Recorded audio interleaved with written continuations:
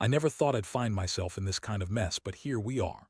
My name's Steve, and I've been married to Lisa for about 8 years now. When we first got together, everything seemed perfect. She was smart, beautiful, a little bitchy at times, but in a way that I found charming. We had a good life, nice house, decent jobs, friends, the whole 9 yards. I always trusted her.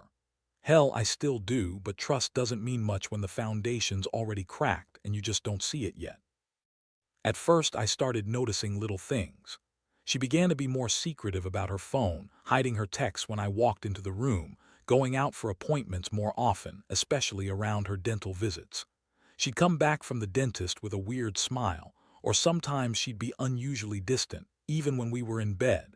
She'd brush me off if I asked what was going on, say she was stressed, or that the dentist just made her feel uncomfortable. But I knew better. I felt like I was losing her, and that gnawing suspicion started to grow. I tried to ignore it, telling myself I was just paranoid. Maybe I was overthinking. But then one day I found her phone.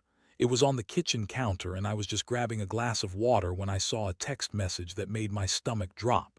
It was from a number I didn't recognize, but the message was clear enough. Something about seeing you tonight after hours, and a wink emoji. My heart sank. How could she be texting someone about meeting after hours? Who the hell was she talking to? I felt a mixture of anger and confusion washing over me, but I didn't say anything that night. A few days later, I started noticing other signs. Her behavior changed. She was more irritable, snapping at me over small things. She'd leave her phone on the charger and sneak around with it. She'd lie about where she was going, claiming it was just a routine appointment, but I remembered that message, and now I couldn't get it out of my head. I even caught her deleting some messages on her phone. That was the moment I decided I had to find out the truth once and for all. One evening, I followed her to dentist's office. It was after hours, obviously. The lights were still on inside, and I could see her through the window, sitting in the chair. But what caught my eye wasn't her dental work. It was someone else, Dr. Carter, the dentist himself. They were sitting very close, talking quietly. Then they leaned in, and it looked like they kissed. I couldn't believe what I was seeing. My wife, Lisa, was cheating on me with our family dentist. It was like I'd been hit by a sledgehammer. How could she do this to me? After everything, 8 years, my loyalty, my trust. She was out there sneaking around with a guy who's supposed to fix her teeth, not fuck her behind my back. I stayed hidden, watching for a while, trying to process what I just saw. My mind spun. Was this a one-time thing, or had they been meeting like this for weeks? I didn't want to jump to conclusions, but the evidence was staring me right in the face.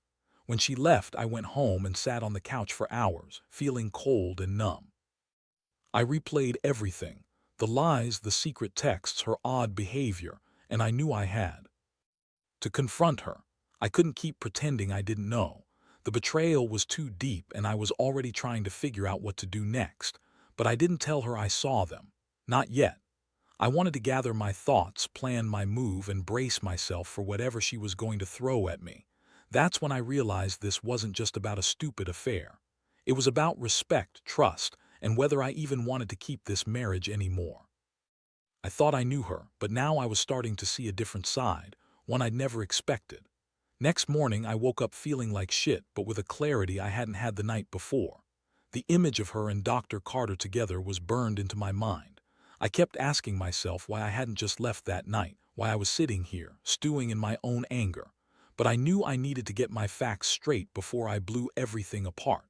I couldn't afford to be impulsive, at least not yet.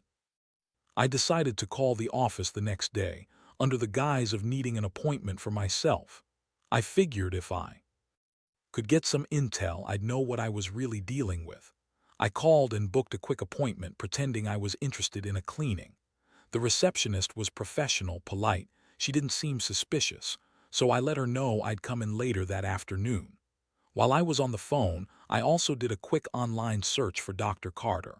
Turns out he's a well-known dentist in town with a good reputation. Nothing out of the ordinary there. Nothing that would help me figure out what was happening between them, at least not directly. Later that afternoon, I parked outside the office, watching for any sign of her. She didn't leave the house until an hour after I arrived, which was strange. I texted her, getting a quick reply about her meeting a friend for coffee, which I knew was BS. She was lying again. That was obvious. Still, I kept my cool, slipped inside the office and waited. The moment I saw her walk in with Dr. Carter's assistant, I felt a surge of anger mixed with dread. The receptionist greeted her, and I realized I had to act fast if I wanted to catch her alone. Office was quiet after hours, just the two of them in there. I managed to sneak into the back corridor, hiding behind some cabinets just as she was finishing up her appointment. I saw her slip into the break room and I quietly followed. That's when I saw her, sitting across from him, laughing, leaning in a little too close.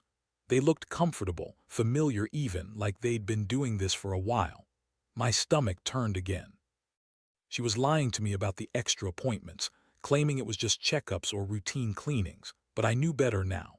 I slipped out quietly, heart pounding. I needed to think. I realized that I'd come this far, there was no turning back. I was going to confront her, but I wanted to do it on my terms. I decided I'd wait for her to come home. I had to be ready for her lies, her excuses, and maybe even a full-on meltdown. But I also knew I couldn't keep pretending I didn't know. The betrayal was too raw, too real. I'd felt like I was losing my mind, but now I knew the truth. And the truth was, Lisa wasn't just a little secretive. She was actively sneaking around behind my back with our dentist. That thought made me sick. I kept replaying everything I'd seen, trying to find a way to confront her without losing my mind. I wasn't even sure what I wanted in that moment. Part of me wanted to tear her apart, to scream and yell and demand answers. But another part, the calmer part, knew that I needed to be smart about this. The last thing I wanted was her to spin some bullshit story or deny everything. I had enough evidence now and I was going to use it. But first, I needed a plan. I had to decide what I was going to say, how I was going to handle her, and what I'd do if she started lying again. I just kept thinking, how did I not see this coming? How could she betray me like this? After all these years, I felt like I'd been hit by a wrecking ball. I'd trusted her with everything, my feelings, my life, and she was out there in her little extra appointment world, messing around with the guy who's supposed to be fixing her teeth. It was a sick joke and I was the punchline, but I wasn't going to let her get away with it, not this time. I was going to find out what the hell was going on and I was going to make sure she paid for it. The moment she finally walked through the door that evening, I was already waiting in the living room. She looked annoyed as usual, but I could see something else beneath that fear. Guilt. I wasn't sure. She tried to throw her usual bitchy attitude at me, rolled her eyes and said she was so over this, so over me questioning her stupid little appointments. But I wasn't buying it. I had enough now. I took a deep breath and let her know I'd seen her at the office, saw her with Dr. Carter. Her face froze for a second like she'd been caught in the act, because she was. "Steve," she snapped, voice elevated. "What the hell are you talking about? You're imagining things. I was just there for a routine checkup like I told you. You're being paranoid." She tried to brush it off like I was crazy, but I knew she lying. I could see it in her eyes, the flicker of guilt, the defensiveness. I wasn't about to let her spin her way out of this one. "So you're telling me," I said slowly, "that you've been meeting up with this guy after hours behind my back? All those times you said you were just busy with work or at the dentist's office. That's what you're saying?" My voice was firm, but inside I felt a storm brewing.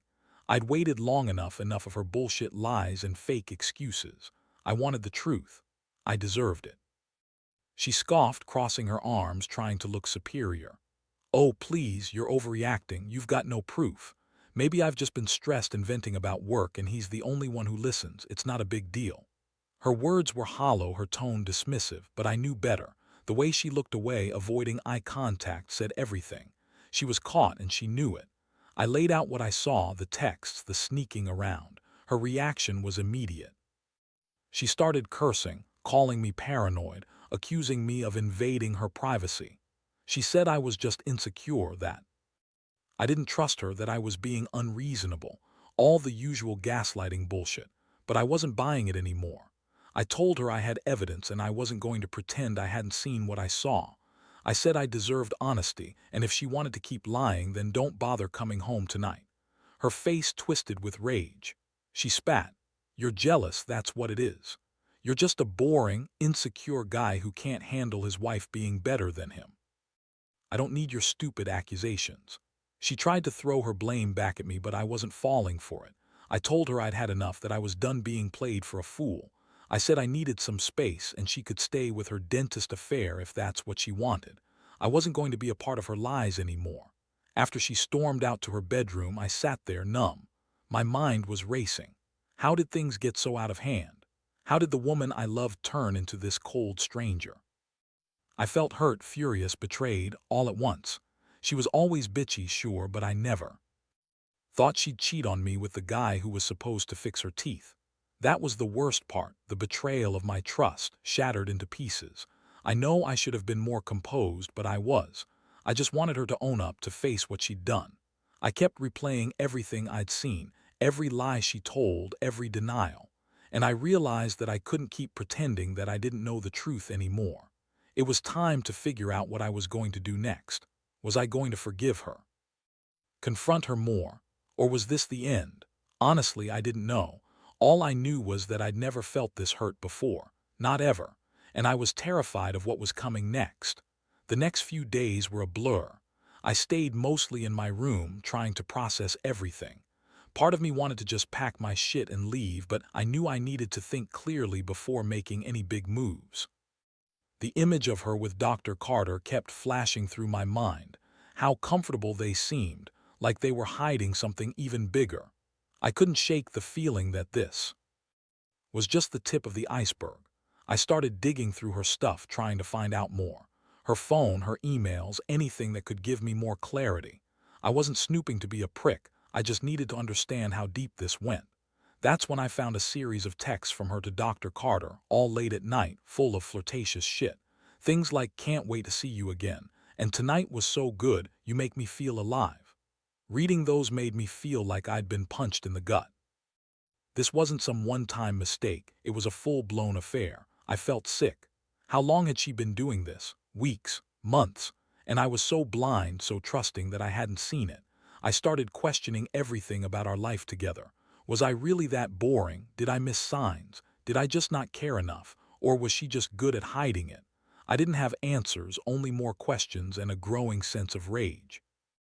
One night I decided I'd confront her again, but this time I wanted her to admit everything. No more lies, no more bullshit. I wanted her to look me in the eye and own what she'd done. So I sat her down, told her I knew everything about the texts, the meetings after hours, the sneaking around. Her face was blank for a second, then she started lying again, saying I was just overreacting, that I was insecure and paranoid. She spat out that I was crazy for even thinking she'd cheat on me, like I'd lost my mind. But I wasn't buying her act anymore.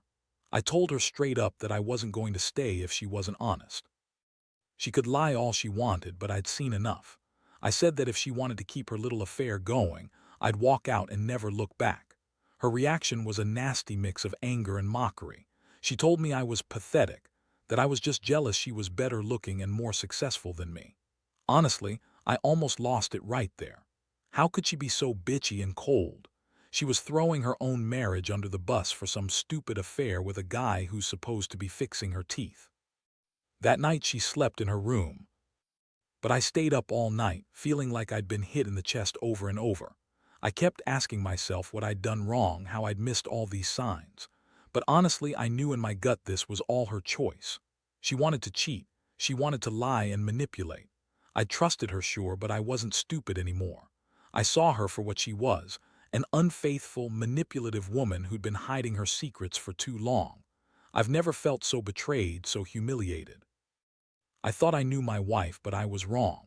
She was a lying, cheating bitch, and I was left to pick up the pieces. I kept telling myself I deserved better, that I shouldn't let her ruin my life. But part of me still loved her, crazy as it sounds. I just didn't know how to fix this mess. All I knew was that the next step had to be decisive. I had to make a choice. Keep going down this broken path or cut it off and start over. Whatever I decided, it wouldn't be easy. But I was done pretending everything was okay. The days dragged on, each one feeling heavier than the last. I kept replaying everything, her lies, her sneaking, those damn texts from Dr. Carter. I was furious, but I was also exhausted. I knew I couldn't keep pretending I was okay with this, and I couldn't keep living in a fog of betrayal. I had to make a decision, and fast. Finally, I reached a point where I couldn't take it anymore. I sat her down once again, this time with a clear plan. No more denial, no more bullshit. I looked her straight in the eyes and told her I knew the truth about her affair with Dr. Carter, the secret meetings, the after-hours visits. I told her I couldn't stay married to someone who lied to my face, who betrayed everything we built together. I told her I was done, that I wanted a divorce. Her reaction was explosive. She screamed, called me all kinds of names, accused me of being controlling and paranoid. She said I was just jealous because I was boring and useless in bed. She spat that I was just a stupid, insecure guy who couldn't handle her being better than me. For a moment I almost lost it. Her words cut deep, but I stayed calm. I told her I wasn't interested in her excuses anymore. I saw her true colors and I knew I'd never trust her again. But then she did something I didn't see coming. She looked at me with this cold, evil smile and said, "You think you're so clever. You think you're going to just walk away. Fine. But I'm not done yet. You'll regret this, Steve." That's when I realized she wasn't going to go down without a fight. She had her claws in deep, and she was ready to do whatever it took to keep her lies hidden. I decided to take matters into my own hands. I contacted a lawyer, started gathering all the evidence I had, screenshots, texts, videos, and prepared for the inevitable. The betrayal had already shattered us, but I refused to go quietly. I wanted her to feel the weight of what she'd done, to see that I wasn't just going to accept her cheating and her lies. I was going to fight for my dignity, even if it meant tearing her world apart. During that process, I also realized I needed to focus on myself. I started going to therapy, trying to understand why I'd let her manipulate me for so long. I knew I'd never be the same after this, but I also knew I deserved better. The pain was unbearable, but it was also a wake-up call. I wasn't going to be a fool again. No more secrets, no more lies, no more pretending everything was fine. I was done with her games. Looking back now, I see how blind I was, how I ignored all those little signs, convinced myself that she loved me, that she'd never do something like this. But reality hits hard. I learned that trust is fragile, and when it's broken, it's almost impossible to repair. I learned that some people are just wired differently, selfish, manipulative, and willing to destroy everything for their own pleasure. And I learned that revenge, in its own way, is about reclaiming your dignity. Not with violence or vengeance, but by walking away and proving you're better than the lies they told. So here I am, a broken man trying to pick up the pieces. I don't know what the future holds, but I do know one thing. I'll never trust her again, and I'll never let her hurt me like this again. I hope anyone reading this who's going through something similar realizes that you're not alone, and that sometimes the biggest act of strength is walking away from what's toxic, no matter how much it hurts. The divorce was final a few months later. It wasn't easy. There were nights I lay awake thinking about everything, her lies, her betrayal, how I had trusted her blindly for so long. But with each passing day, I started to feel a little lighter, a little more myself. The anger turned into cold resolve. I realized I'd been holding on to a ghost of what I thought we had, and it was only dragging me down. What hurt the most wasn't just losing her, but knowing she'd played me for a fool. I kept replaying her words, her lies, her betrayal, and I had to admit, deep down, I'd ignored the signs for too long. I saw now that her bitchy attitude, her constant secrecy, her dismissiveness, they all pointed to something much darker. I'd been naive, but I'd also been blind because I wanted so badly to believe in the fairy tale. Looking back, I learned a lot about myself. I learned that honesty, real honesty, is worth more than anything. That trust is fragile, and when broken, it's almost impossible to fix without genuine effort from both sides. But I also learned that sometimes walking away is the only way to reclaim your peace of mind. No matter how painful, ending that chapter was the best choice I could have made. It set me free from the poison of her lies. I'm not perfect. I still get angry sometimes, still wonder how I missed all the red flags. But now I see things more clearly. I know what I deserve, and I refuse to settle for less. I've started focusing on myself, my career, my friends, my hobbies, and I'm slowly rebuilding my confidence. The pain will never fully go away, but I've come to accept it as part of my story. It's made me stronger, more cautious, more aware. If there's one thing I want anyone reading this to take away, it's this. Don't ignore the signs. Don't let your love or hope blind you to the truth. Because at the end of the day, your happiness and your self-respect matter more than any lie, any betrayal. And sometimes, the best revenge isn't pouring hatred there. Simply walking away and proving that you're better without them. I don't regret what I've been through because it taught me my worth. It showed me who I really am, someone capable of surviving even the worst betrayals. And I know now that I'll never let anyone harm me like that again. Trust is sacred, and if someone doesn't value it, then they don't deserve a place in your life. I'm starting over, and honestly, it feels like I've finally taken a breath I didn't realize I'd been holding for years.